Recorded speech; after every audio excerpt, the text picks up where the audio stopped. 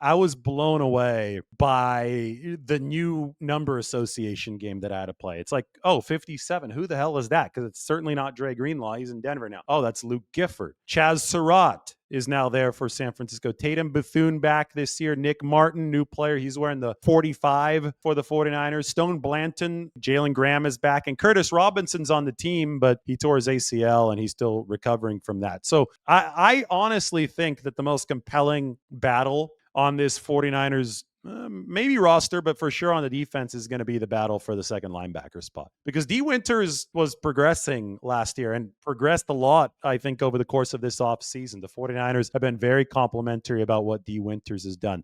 But Nick Martin is the guy who's getting the hype and a lot of it. And rightfully so. I mean, the tape at Oklahoma State is damn impressive for Nick Martin. But I think that anytime that you have an emotional personnel loss like the 49ers did with Dre Greenlaw, and then you turn around and you draft the guy and you say he reminds us of Dre Greenlaw, there's going to be a lot of intrigue about that player.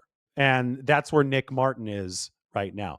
Now, this is the misconception that the national media gets about the 49ers defense. And I see this written over and over and over again. And it's like, guys, would you please stop broadcasting that you just don't pay attention to the 49ers? They're like, San Francisco is going to take a step back in 2025 because they are losing the likes of Dre Greenlaw, Talanoa Hufanga, Charvarius Ward. I mean, these people are just outing themselves. They didn't pay attention to the 49ers last year because Dre Greenlaw played 35 snaps. And they're saying that they lost Dre Greenlaw's production and that it's going to cause a downhill slide in 2025.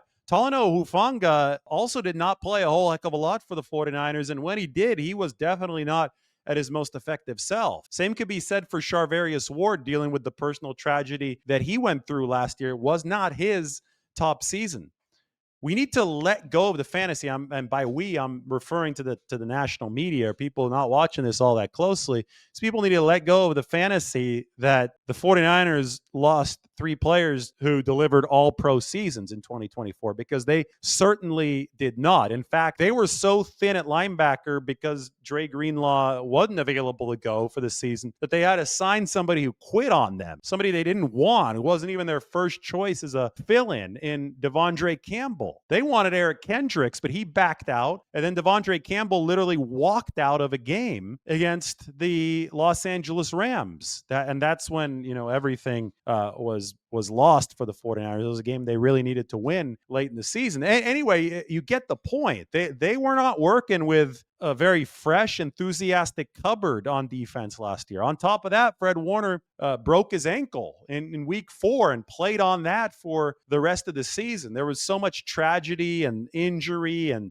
just difficulty for the 49ers. So the fact that there are a lot of new faces is a good thing. And then speaking specifically about the linebacker room, it's not like Nick Martin is coming in and replacing Dre Greenlaw's prime season. Nick Martin is coming in and he's going to be competing with D. Winters, and they need to find a way to improve on a season where linebacker 2 saw Dre Greenlaw take only 35 snaps and saw Devondre Campbell walk out on the team. I think that's a lot more reasonable to expect that the 49ers can improve on that than it is to say, they'll never get better because Dre Greenlaw is now gone. They were not in a good space to begin with in 2024.